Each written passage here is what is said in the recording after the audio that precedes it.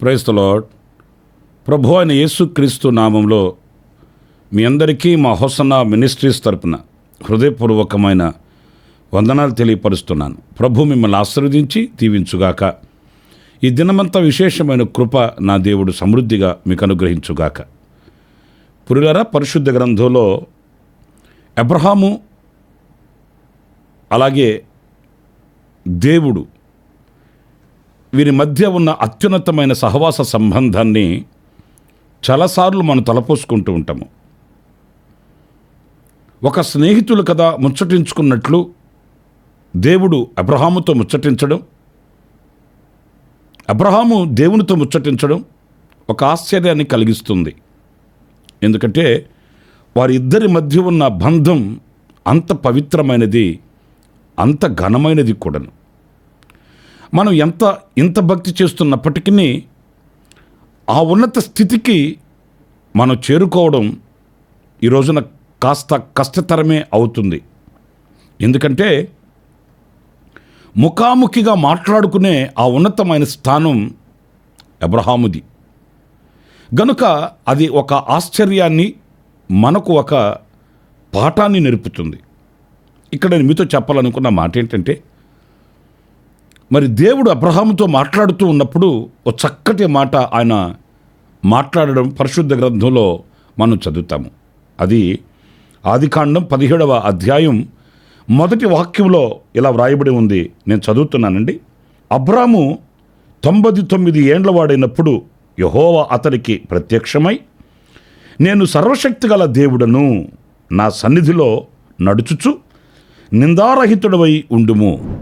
ఇక్కడ చూడండి, అబ్రహాముకి ఆయన తన ప్రత్యక్షతను కనపరుచుకుంటూ నేను సర్వశక్తి గల దేవుడను అని ప్రత్యక్షపరచుకుంటున్నాడు. అంటే మనం ఆరాధించే మన ప్రభు ఎవరు అనంటే సర్వశక్తి గల దేవుడు అండి. సర్వం మీద ఆయనకి శక్తి ఉంది. మీరు మరొక మాట కూడా పరిశుద్ధ గ్రంథంలో చదువుతారు, సర్వాధికారి అయిన ప్రభువు అని. సర్వశక్తి ఉంది, సర్వాధికారము ఉంది, అధికారము ఉంది, శక్తి ఉంది. శక్తి గలవాడు గనుక అధికారము గలవాడయ్యాడు. నేను ఒక మాట చెప్తాను, అంతటి మహనీయుడైన ప్రభుని మనం ఆరాధిస్తున్నామండి. ఆయనకి సర్వము మీద శక్తి ఉంది, అధికారం ఉంది. ఆయన చేయలేనిది అంటూ ఏమీ కూడా లేదు, ఆయన ఇవ్వలేనిది అంటూ ఏమీ కూడా కానరాదు. అంతటి మహామహిమ కలిగిన పరిశుద్ధుడైన ప్రభుని మనం ఆరాధిస్తున్నాం, మనం స్తుతిస్తున్నాం, గణపరుస్తున్నాం. ఆయన కుమారులుగా, కుమార్తెలుగా మనం మార్చబడ్డాం. ఇది ఎంతో మనం సంతోషించవలసినటువంటి అనుభవం అండి. కొంతమందికి భక్తి చేస్తూ ఆ భక్తిలో వాళ్ళకి సంతృప్తి ఉండదు. ఎందుకు ఉండదు అంటే, మనం ఆరాధించేది ఎంత శక్తి కలిగిన దేవునిని, ఎంత ప్రభావము కలిగిన ప్రభువుని, ఎంత అధికారము కలిగిన దేవునిని అనే యోచన లేనప్పుడు ఆ భక్తిలో సంతృప్తి కలుగదు అనే విషయాన్ని మనం గుర్తించాలి. ప్రియులారా, ఆ సర్వాధికారి, సర్వశక్తి గల దేవుడు మనం లేఖనాల్లో మనం చదివితే ఆయన తన శక్తిని ఎలా ప్రత్యక్షపరిచాడు అంటే మనకు బాగా తెలుసు. ఇశ్రాయేలీయులు ఐగుప్తులో నుంచి వాళ్ళు కనాను దేశానికి ప్రయాణమై వెళుతున్నప్పుడు మన అందరం చాలాసార్లు తలపోసుకుంటున్న చరిత్ర, ఘన చరిత్ర, ఎర్ర సముద్రం వారికి ఎదురయ్యింది. అది వాళ్ళకి శక్తికి మించిన సమస్యగా మార్చబడిందండి. నిజమే, వారికేంటి, మనకేంటి, ఎవరికైనా అంతే.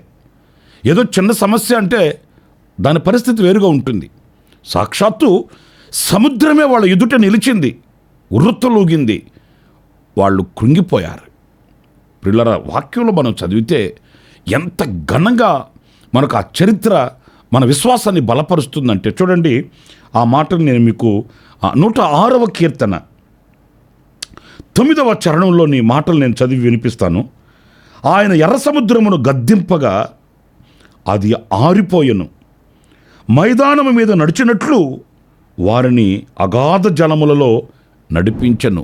దేవుని పరిశుద్ధ నామానికి మహిమ కలుగునుగాక. ఈ వాక్యం ఆశ్చర్యాన్ని కలిగిస్తుంది మనకు.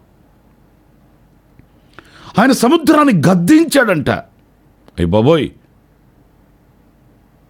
ఆ సముద్రాన్ని గద్దించినప్పుడు ఆ సముద్రము పాయలుగా చీలిపోయింది. తన ప్రజలైన వాళ్ళు మైదానము మీద నడిచినట్లు. ప్రియుల దేవుని బిడ్డలారా, కొన్ని సమస్యలు మనకు కూడా మన ఎదుట ఈ ఎర్ర సముద్రంలాగే నిలబడుతాయండి. మన శక్తికి మించి, మన బలానికి మించి, మన ఆలోచనకు మించి, మన స్థితికి మించి ఇది మనం జయించలేము అన్నట్లుగా సముద్రం వలె కొన్ని సమస్యలు మన ఎదుట నిలుస్తాయి. కానీ అక్కడ మనం కృంగిపోకూడదు, అక్కడ మనం నిలిచిపోకూడదు, అక్కడ మనం అధైర్యపడకూడదు. ప్రభు వైపు తిరగగలిగితే, ప్రభుని సహాయాన్ని వేడుకోగలిగితే, ఇశ్రాయేలీలు అదేగా చేసింది. అక్కడ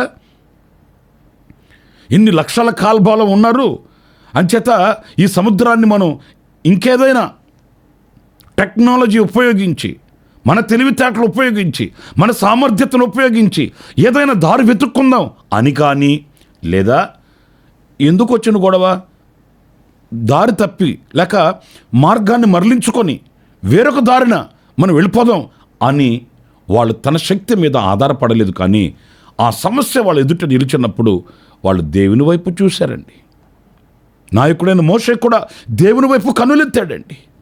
నేను మీతో చెప్పగలిగింది, ఎన్ని సమస్యలు మనకు ఎదురైనా మనం దేవుని వైపు చూడాలి. మన ఆలోచనలు ఉపయోగించుకొని, మన తెలివితేటలు ఉపయోగించుకొని, మన సామర్థ్యతను ఉపయోగించుకొని ఆ సమస్యల నుంచి మనం విడుదల పొందాలి అని అనుకోవడం మన అవివేకం అండి. ఎప్పుడైతే ఆయన మీద మనం ఆధారపడగలుగుతామో, ఆయన వైపు మనం చూడగలుగుతామో, మన ఎదుట నిలిచిన ఆ గండు సమస్యని, సముద్రము లాంటి ఆ యొక్క సమస్యల వలయాలని ఆయన గద్దిస్తాడు. ఆయన గద్దించడానికి సర్వాధికారి, సర్వశక్తి గల దేవుడు అండి. మరి సముద్రము విడిపోయిందే, మన సమస్యలు విడిపోవడం పెద్ద ఆశ్చర్యం ఏంటి? సముద్రము ఆరిన నేలన ఆయన తన ప్రజలను ఒక మైదానములో నడిపి కాళ్ళకు మట్టి తగలకుండా సుభిక్షతో సురక్షితంగా అవతలకి ప్రజలు చేర్చబడ్డారు. వాళ్ళ జీవితంలో మరుపురాని, వాళ్ళ జీవితంలో కాదు, ఈనాటికి మన బ్రతుకులలో కూడా ఒక మరుపురాని మహత్యంగా నిలిచిపోయిన ఘన చరిత్ర ఇదిగో పరిశుద్ధ గ్రంథంలో మనం చదువుతూనే ఉన్నాం. కనుక నా ప్రియులరా, ఏ విషయంలో మనం అలసి సొలసి సొక్కి సమస్యలిపోకూడదు, విశ్వాసహీనులము కాకూడదు, బలహీనులము కాకూడదు, నిరీక్షణహీనులము కాకూడదు. ఆయన వైపు చూస్తే ధైర్యం కలుగుతుంది, ఆయన వైపు చూస్తే నిరీక్షణ కలుగుతుంది, ఆయన వైపు చూస్తే మార్గం కనబడుతుంది, మన గమ్యానికి మనం చేరుకోగలుగుతాము. ఇంకొక విషయం కూడా నేను మీకు జ్ఞాపకం చేస్తాను. ఒకసారి యేసుక్రీస్తు సమాజ మందిరంలోనికి వెళితే ఆయన అక్కడ కొన్ని విషయాలు బోధించడం ప్రారంభించాడు. కానీ చిత్రం ఏంటంటే, తర్వాత లేఖనాల్లో మనం చదివితే ఆ సమాజ మందిరంలో అపవిత్రమైన ఆత్మ పట్టిన వాడు ఒకడు ఉన్నాడట. సమాజ మందిరంలో అంటే దేవుని మందిరంలో అపవిత్రమైన ఆత్మలు పట్టిన వారు ఉంటారా? ఎందుకు ఉండరండి? ఉంటారు. కొన్ని అపవిత్రమైన ఆత్మలు కంటికి కనబడవు. అపవిత్రమైన వాటిల్ని అపేక్షిస్తూ అపవిత్రమైన కార్యక్రమాలు కొనసాగించుకుంటూ ఆ అపవిత్రతలో నిలిచి దైవభక్తి కలిగిన వ్యక్తులుగా కనిపిస్తుంటారు. ఆశ్చర్యం ఏంటంటే, ఆ ప్రభు అక్కడ ఉన్నప్పుడు ఆ అపవిత్రమైన ఆత్మ కేకలు వేయడం ప్రారంభించిందట. మీరు చూడండి, ఆ మాటలు నేను చదువుతాను. లూకా సువార్త 4వ అధ్యాయం 33వ వాక్యం దగ్గర నుంచి నేను చదువుతున్నానండి. ఆ సమాజ మందిరములో అపవిత్రమైన దయ్యపు ఆత్మ పట్టిన వాడొకడుండెను. వాడు, నజరేయుడైన యేసు, మాతో నీకేమి? మమ్ము నశింపచేయ వచ్చితివా? నీవెవడవో నేను ఎరుగుదును. నీవు దేవుని పరిశుద్ధుడవని బిగ్గరగా కేకలు వేసెను. అందుకు యేసు, ఊరకుండుము, అతనిని వదిలి పొమ్మని దానిని గద్దింపగా దయ్యము వానిని వారి మధ్యన పడదోసి వానికి ఏ హానియు చేయక వదిలిపోయెను. స్తోత్రం కలుగునుగాక. పిల్లలు చూడండి, మరి ఎంతకాలం ఆ వ్యక్తిని పట్టి పీడిస్తుందో మనకు తెలీదు. ఎందుకంటే ఇప్పుడు ఆ అపవిత్రమైన ఆత్మ పట్టినవాడు సమాజంలో ఉంటే సరికదా, సంఘంలోనే ఉన్నాడు, దేవుని మందిరంలోనే ఉన్నాడు. ఇక అతనిని ఎవరు గుర్తిస్తారు? ఇతనిలో అపవిత్రమైన ఆత్మ ఉంది, ఇతని మాట అపవిత్రమైనది, ఇతని ఆలోచన అపవిత్రమైనది, ఇతని తలంపులు అపవిత్రమైనవి అని ఎవరు గుర్తిస్తారండి? ఎంతకాలముగా ఆ అపవిత్రమైన ఆత్మ అతనిని అపవిత్రమైన మార్గాలలో నడిపిస్తుందో మనకు తెలియదు. ఎంతకాలం అపవిత్రమైన వ్యక్తిగా అతనిని మార్చి అతని జీవితాన్ని శాపంగా మార్చిందో మనకు తెలియదు. జీవాధిపతి అయిన పరిశుద్ధుడైన ప్రభువు అక్కడ ప్రత్యక్షమయ్యాడు. ఇప్పుడు ఆ అపవిత్రమైన ఆత్మ కేక వేస్తుంది, మమ్మలను నశింపచేయవచ్చితివా అన్నప్పుడు ప్రభు గద్దించాడట. అంటే మన ప్రభు అపవిత్రమైన ఆత్మలను గద్దిస్తాడు. అవునండి, నేను ఒక మాట చెప్తాను. ఏ అపవిత్రమైన ఆత్మ ఈరోజు ఏ అపవిత్రమైన వాటిల్ని మనలో ఉంచి మనల్ని అపవిత్రమైన మార్గంలో నడిపించడానికి ఒకవేళ వంచనగా ఆ అపవిత్రమైన ఆత్మ నిలిచి ఉందో, ఆ సర్వశక్తి కలిగిన దేవునికి తెలుసు, ఆయన గద్దిస్తాడు. చాలామంది చెప్తుంటారు, ఏమండి పాస్టర్ గారండి, కొన్ని వ్యసనాలకి నేను బానిసనైపోయాను, ఆ వ్యసనంలో నుంచి బయటకు రావాలని శతప్రయత్నాలు చేస్తున్నానండి అంటారు. నేను అంటాను, నీ ప్రయత్నంతో నువ్వు ఏ అపవిత్రతలో నుంచి బయటకు రాలేవు. నీ సొంత తెలివితేటలు, నీ శక్తి సామర్థ్యతలతో ఏ అపవిత్రతలో నుంచి పరిశుద్ధుడువు కాలేవు. యేసుక్రీస్తు నీ జీవితంలో ప్రత్యక్షం అవ్వాలి, ఆయన క్రియలు మనలో ప్రత్యక్షం అవ్వాలి, ఆయన వెలుగు మనలో ప్రత్యక్షం అవ్వాలి. ఆ సర్వశక్తి కలిగిన జీవాధిపతి అయిన ప్రభు నీ జీవితంలో, నీ కుటుంబంలో, నీ వ్యక్తిగత జీవితంలో ఆయన ప్రత్యక్షమైతే ఆయన గద్దిస్తాడు. ఆనాడు నీవు విడిపించబడలేని ఆ కట్లలో నుంచి నువ్వు విడిపించబడగలుగుతావు, తప్పించబడగలుగుతావు. వాటి మీద గొప్ప ఘన విజయం నీకు కలుగుతుంది. అక్కడ రాయబడిన మాట అదేనండి, వానికి ఏ హాని చేయక అవి వదిలిపెట్టి వెళ్ళిపోయినాయట. నా ప్రియమైన సహోదరులారా, ఆ అపవిత్రమైన వాటిని గద్దించే ఆ శక్తి గల దేవుడు మనకున్నాడు. మరి ఆయనను వేడుకోనకుండా, ఆయనను ప్రార్థించకుండా, ఆయన సన్నిధిలో మొరపెట్టుకొని ఆయన ఒక అద్భుతం చేసేటట్లు ఆయన పాదాల దగ్గర పడి ఉండకుండా మనం పలు విధాలుగా ప్రయత్నం చేయడం ఏంటండి? నా దగ్గరికి ప్రార్థన చేయించుకోవడానికి ఒక తమ్ముడు వచ్చాడు. సరే ప్రార్థన చేద్దామని దగ్గరికి వెళితే అతను చేతికి తాయితు కట్టుకొని ఉన్నాడండి. అప్పుడు నేను అన్నాను, నన్ను ప్రార్థన చేయమంటావా, అదేంటి అని అడిగాను. అతడు అంటాడు, ప్రార్థనా తాయితండి. ప్రార్థనా తాయితేంటి? తాయితంటే చేతికి కట్టుకొని అట్లాగా ఉంటారు కదండి, అలాంటివి. నేను అన్నాను, క్రైస్తవునికి ఇది తగదే.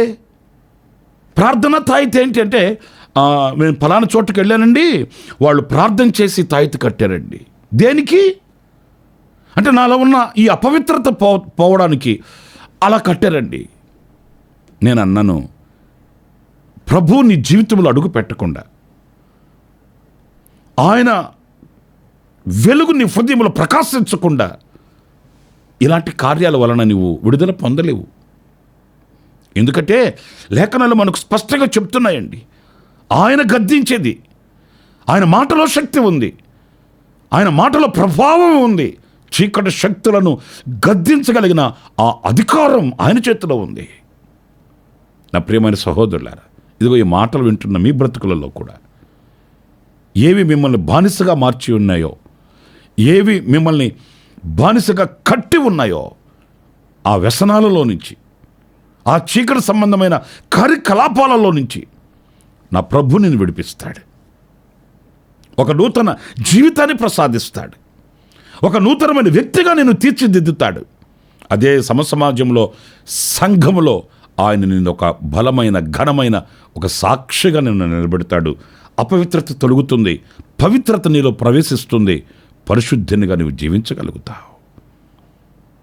ఆయన అపవిత్రమైన ఆత్మలను గద్దించాడట. ఇంకొక మాట కూడా నేను మీకు జ్ఞాపకం చేస్తాను. అదేంటంటే, ఒకసారి యేసు ప్రభు తన శిష్యులు అద్దరికి వెళ్ళడానికని నావ ఎక్కారండి. సరే, ఆయన అలసిపోయాడు కాబోలు అమరములోకి వెళ్ళి తలగడ మీద ఆయన నిద్రపోతున్నాడు. అంతలో పెద్ద గాలి తుఫాను. అయిపోబోయ్, ఆ గాలి తుఫానికి శిష్యులు అలజడి పాలైపోయారండి. వెంటనే యేసుప్రభు దగ్గరికి వాళ్ళు వెళ్ళి ఆయనను నిద్రలేపారు. బోధకుడా, లేగవయ్యా, మేము నశించిపోతున్నాం, నీకు చింత లేదంటాయా అని ఆయనను ఆ నిద్రలేపారు. అప్పుడు యేసుప్రభు తన శిష్యుల్ని చూశాడు, సముద్రాన్ని చూశాడు. సముద్రంలో ఉన్న అలజడి తక్కువే, ఇలా గుండెల్లో ఉన్న అలజడి ఎక్కువ. కలిగిన సమస్య కొంచెమే, కానీ ఆ సమస్యను గూర్చి ఆలోచనలు ఎక్కువ. ఉన్న సమస్య చిన్నదే, కానీ వీళ్ళ ఆలోచనలు, వీళ్ళ యొక్క ఆలోచన ధోరణి చాలా గొప్పగా ఉంది. వెంటనే ఆయన మనసులో నవ్వుకున్నాడు కాబోలు. ప్రియులారా, వాక్యంలో ఎలా వ్రాయబడి ఉందండి, చూడండి ఆ మాట. మార్కు సువార్త 4వ అధ్యాయం 37వ వాక్యం దగ్గర నుంచి నేను చదువుతున్నాను. అప్పుడు పెద్ద తుఫాను రేగి ఆయన ఉన్న దోణి మీద అలలు కొట్టినందున దోణి నిండిపోయెను. ఆయన దోణి అమరమున తలగడ మీద నిద్రించుచుండెను. వారు ఆయనను లేపి, బోధకుడా, మేము నశించిపోచున్నాము, నీకు చింతలేదా అని ఆయనతో అనిరి. అందుకు ఆయన లేచి గాలిని గద్దించి నిశ్శబ్దమై ఊరకుండమని సముద్రముతో చెప్పగా గాలి అణిగి మిక్కిలి నిమ్మళమాయను. దేవుని పరిశుద్ధ నామానికి మహిమ కలుగుగాక. ప్రియులారా, ఆయన ఎంత సర్వాధికారి, ఎంత సర్వశక్తి కలిగిన వాడో చూడండి. సముద్రాన్ని, గాలిని గద్దించాడట. కొన్ని గాలులు మన జీవితంలో కలవరాన్ని రేపుతాయండి. నేను మాట్లాడుతున్నప్పుడే మీకు ఏ గాలి మిమ్మల్ని కలవరపరుస్తుందో మీకు జ్ఞాపకం వస్తుందని నేను అనుకుంటున్నాను. ఎందుకంటే కొన్ని గాలులు యాత్రను సులువుగా సాగి వెళ్ళనివ్వండి, నడకను ముందుకు వెళ్ళనివ్వండి, జీవితాన్ని ముందుకు వెళ్ళనివ్వండి, బ్రతుకుని సంతోషంగా సాగనివ్వండి. ఎన్నో గాలులు. అందుకే ఓ పాటలో కూడా మనం అదే పదాలు పాడుకుంటుంటాం. గాలి తుఫానుల అలజడిలో గూడు చెదరిన గువ్వవలే. నిజం కదండి, గాలి తుఫానులు అలజడిని రేపుతాయండి. అదే పరిస్థితులలో గూడు చెదరిన ఒక గువ్వవలే ఎక్కడికి వెళ్ళాలి, ఏం చేయాలి, ఇప్పుడు మనకు ఆశ్రయం ఎవరు, మనల్ని ఆదుకునేది ఎవరు, మనకెవరున్నారు అనే ఒంటరితనం కూడా మనల్ని వేధిస్తుంటుంది. కానీ ఆ గాలిని గద్దించేవాడు మన నావలో ఉన్నాడని మనం మర్చిపోకూడదండి. ఆయన గాలిని గద్దించాడు. అంతవరకు హృదయాలను కలవరపరిచి, వాళ్ళని విభ్రాంతిపరిచి, దుఃఖసాగరములు ముంచిన ఆ గాలిని ఒక్క మాటతో అలా గద్దిస్తే సముద్రము, గాలి నిమ్మళమైపోయిందట. నా ప్రియమైన దేవుని బిడ్డలారా, మన దేవుడు ఎంత మహనీయుడండి, ఎంత మహనీయుడండి, ఎంత గొప్ప దేవుడండి. మన బ్రతుకులలో మనల్ని ఏది కలవరపరుస్తున్నదో దానిని గద్దిస్తాడు ఆయన. సమూల నాశనం చేస్తాడు, ఆ గాలిని అణచివేస్తాడంతే. ఆ ధైర్యం, స్థైర్యం మనకు కావాలి. నా ప్రభు నాకున్నాడు. ఈ నావలో, నా బ్రతుకులో, నా జీవితంలో, నా కుటుంబంలో ఆయన ఉన్నాడు. ఆయన నన్ను విడిచిపెట్టేవాడు కాదు, అనాథగా నన్ను మార్చేవాడు కాదు. ఏ లేచిన గాలినైనా, ఏ తుఫానునైనా, ఏ సముద్రాన్నైనా అణిచివేస్తాడు. నా ప్రియమైన దేవుని బిడ్డలారా, మన బ్రతుకులలో నిమ్మళత్వాన్ని ప్రసాదిస్తాడు. గాలి అణిగిపోయింది, సముద్రం నిమ్మళమైపోయిందట. నేను ఒక మాట చెప్పనా, ఒక దినం వస్తుంది నిమ్మళంగా బ్రతికే ఆ బ్రతుకు. ఈరోజు మన ఎదుట నిలిచిన గాలైన, తుఫానైన, సముద్రమైన ఇవన్నీ కొంతకాలమే, కొన్ని రోజులే. ఆయన గద్దిస్తాడు. ఆ తర్వాత మన బ్రతుకు ఎలా ఉంటుందంటే నిమ్మళంగా ఉంటుంది, ప్రశాంతంగా ఉంటుంది.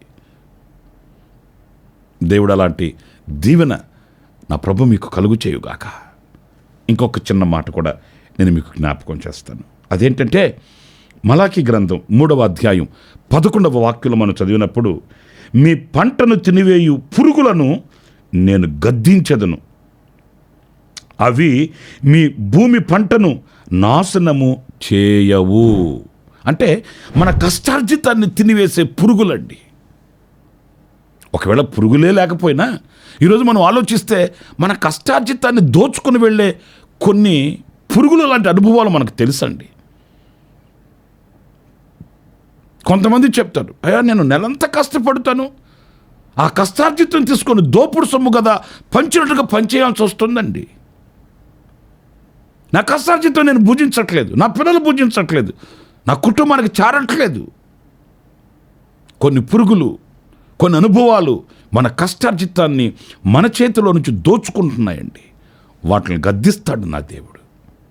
చాలని పరిస్థితులలో ఒకవేళ నువ్వు కొనసాగుతున్నావేమో, నీ కష్టార్జితాన్ని ఎవరికో పంచి పెట్టవలసి వస్తుందేమో, చెమట కార్చి రెక్కలు ముక్కలు చేసి రక్తాన్ని ఆవిరి చేసి నువ్వు పడుతున్న ఆ శ్రమకు ప్రతిఫలం నీకే చెందుతుంది, నీవే అనుభవించగలుగుతావు. నీ పంట శత్రువులకు అప్పగించడు. నీ కష్టార్జితాన్ని దొంగలు కదా దోచుకుని వెళుతున్న అపవిత్రమైన ప్రజలకు అప్పగించడు ఆయన. నీ కష్టార్జితాన్ని నీకే అప్పగిస్తాడు. నీ కష్టార్జితం నీవే అనుభవించాలి, నీ పిల్లలు అనుభవించాలి, నీ భార్య పిల్లలు అనుభవించాలి, నీ కుటుంబంలో అది నిలిచి ఉండాలి. ఆ రీతిగా ఆయన కృప చూపిస్తాడు. నా ప్రియమైన వారలారా, పంటను తినివేసే పురుగులను గద్దిస్తాడట, గాలిని గద్దిస్తాడట, అపవిత్రమైన ఆత్మల్ని గద్దిస్తాడట, సముద్రాన్ని గద్దిస్తాడట. ఎందుకని? ఆయన సర్వశక్తి కలిగిన దేవుడు, ఆయన సర్వాధికారి అయిన ప్రభువు. ఆయనకు అసాధ్యమనేది ఏముందండి? ఆయన ఒక్క మాట పంపితే చాలు, ఆ మాట వినూత్నమైన కార్యాలను చేస్తుంది. మన బ్రతుకులలో అరుణోదయపు వెలుగును ప్రకాశింపచేస్తుంది. అలాంటి కృప ప్రభు మనందరికీ అనుగ్రహించుగాక. తలలు వంచండి, ప్రార్థన చేసుకుందాం. జీవాధిపతి అయిన ప్రభువా, మీకు వందనాలు చెల్లిస్తున్నాను. మహోన్నతుడా, నీవు సర్వాధికారి అయిన దేవుడవు, సర్వశక్తి కలిగిన దేవుడవు. మరొక్కసారి మీ కార్యములను మేము యోచించడానికి, ధ్యానించడానికి, తలపోసుకోవడానికి మీరు అనుగ్రహించిన అవకాశం కొరకై స్తుతి చెల్లిస్తూ, మా బ్రతుకులలో కూడా మీ నూతనమైన కార్యములను జరిగించి మమ్మల్ని చేపట్టి నడిపించమని, మాకు నాయకునిగా మీరు ఉండండి, వైద్యునిగా మీరు ఉండండి, తల్లిగా తండ్రిగా మీరు ఉండండి, మాకు మహారాజుగా మీరు ప్రత్యక్షమై నడిపించమని మమ్మల్ని ఒక్కొక్కరిని మీ చేతులకు అప్పగించుకుంటూ, ప్రాముఖ్యంగా ఎవరు ఏ సమస్యలతో ఉన్నారో, ఎవరు ఏ ఇబ్బందుల్లో ఇరుకులలో ఉన్నారో నాయన, ఆ ఇరుకులను, ఇబ్బందులను, సమస్యలను మీరు గద్దించి ఆనాడు మా పితరులను నాయన ఆరిన నేలను నడిపించినట్టు, ఎడారి మార్గములో నడిచినట్లుగా నడిపించిన తండ్రి, మీ బిడ్డలమైన మమ్మలను కూడా ఆ రీతిగా నడిపించమని, మా ఎదుట నిలిచిన ప్రతి గాలిని అణుచి నిమ్మళత్వాన్ని ప్రసాదించి మీ కొరకు మమ్మల్ని సాక్షులుగా వాడుకున్నామని మమ్మల్ని మీ చేతులు సమర్పించుకుంటూ యేసు నామములో ప్రార్థించి వేడుకొనుచున్నాను తండ్రి. Amen, amen. ప్రభు మిమ్మల్ని ఆశీర్వదించి దీవించుగాక. ఈ దినమంతా విశేషమైన కృప నా దేవుడు నిండుగా మెండుగా సమృద్ధిగా మీకు అనుగ్రహించుగాక. ఆమెన్. ప్రతి దినము ఈ అనుదిన కృపాను సందేశాల కొరకు, ఇంకా మరిన్ని ఆత్మ సంబంధమైన సందేశాల కొరకు ఈ మా యూట్యూబ్ ఛానల్ ని సబ్స్క్రైబ్ చేసుకోండి. Pastor Ramesh ministries.